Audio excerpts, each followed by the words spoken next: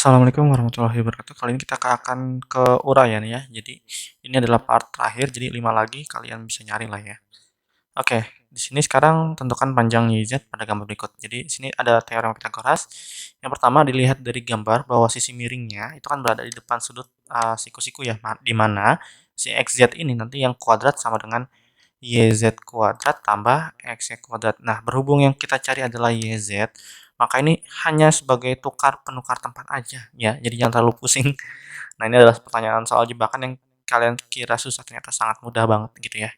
Nah, ini yang awalnya kita mencari YZ, maka si YZ-nya tetap berada di sebelah kanan, yang pindah adalah si XY yang awalnya negatif, kalau dia pindah terus menjadi yang awalnya positif menjadi negatif ya. Nah, setelah itu jadi YZ kuadrat adalah sama dengan XZ kuadrat min XY kuadrat. Tinggal dibalik doang.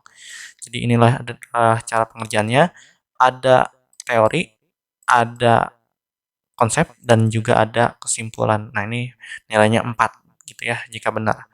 Oke, selanjutnya, sebanyak 22 prisma tegak segi 4 berukuran sama dengan panjangnya itu 5 cm dan lebar 10 cm dan tingginya 8 cm akan dicat menggunakan cat dalam kaleng berukuran jari-jari 7 cm dan tinggi 10 cm. Jika tiap 1 cm kubiknya cat dapat digunakan mengecat 2 cm persegi, maka banyaknya cat kaleng yang diperlukan adalah kita diketahui P-nya 15, L-nya 10, tingginya 8, maka banyak prismanya yang dibutuhkan adalah 22, maka jari-jarinya adalah, nah ini yang ditanyakan ya, jari-jarinya itu adalah 7 nih, maaf.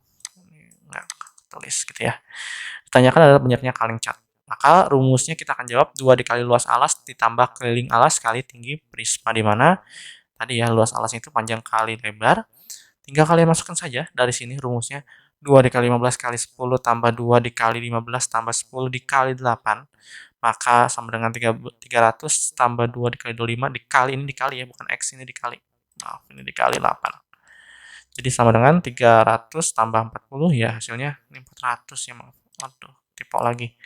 Jadi sama dengan 700. Nah, seperti ini ya.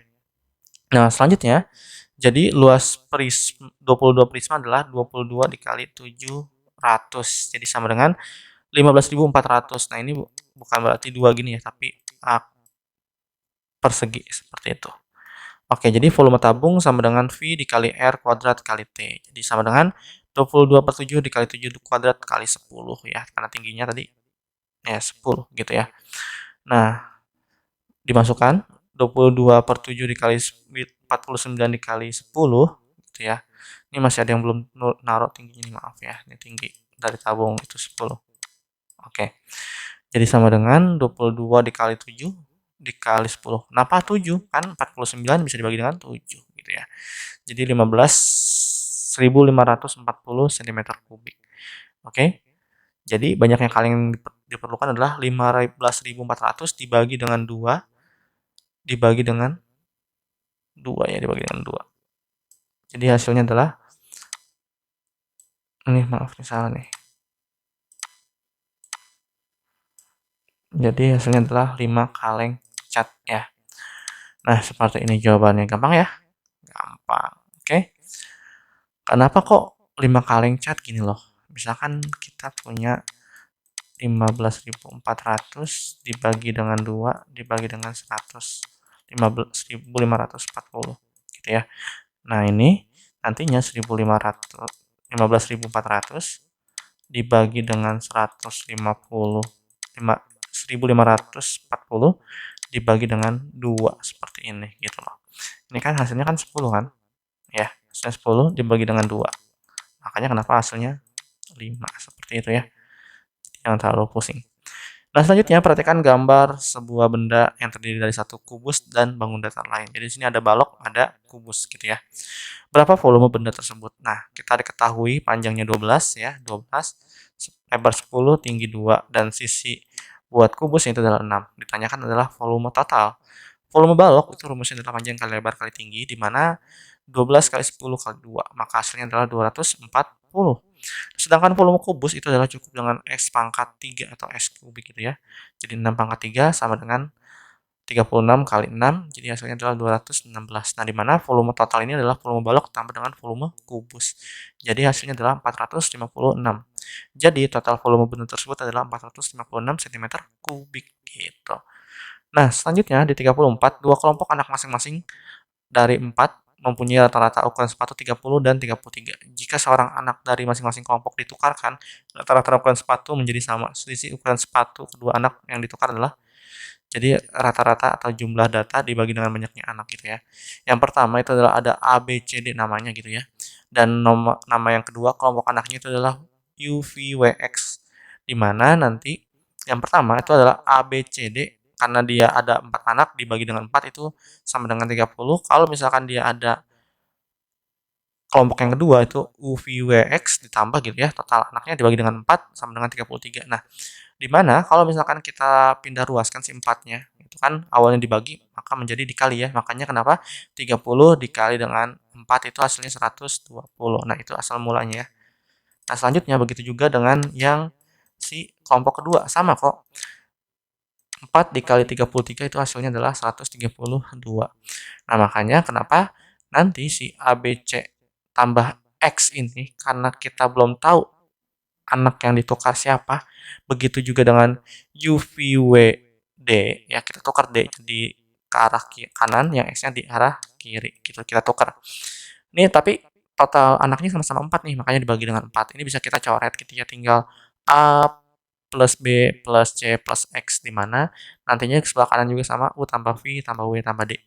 Nah, sekarang si D-nya ini, kita bermasalah dengan si D-nya. Ini kita pindah ruas aja si D-nya ya. D-nya kita pindah ruaskan, yang awalnya positif maka menjadi negatif si D-nya. Maka A plus B tambah C sama dengan 120 dikurang dengan D. Begitu juga dengan yang si X-nya ya. Maka U tambah V tambah W sama dengan 130 dikurang dengan X. Maka nantinya si A, B, C ini kita akan tukarkan, substitusikan dengan 120 min D. Makanya kenapa di bawahnya ini ya, min D. Ditambah dengan nantinya 132 min X ya dari sini. U tambah V tambah W.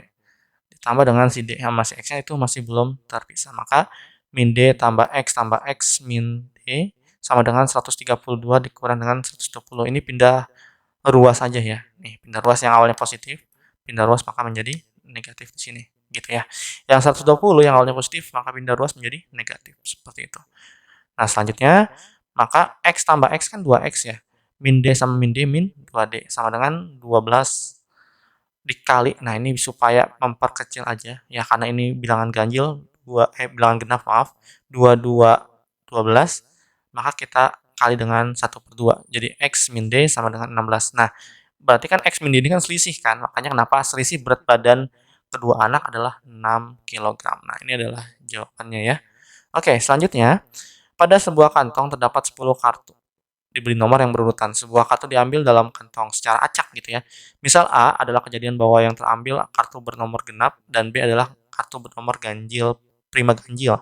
Berapakah peluang kejadian A, B tersebut? Nah, di sini rumus peluang adalah peluang A sama dengan NA per NS ya.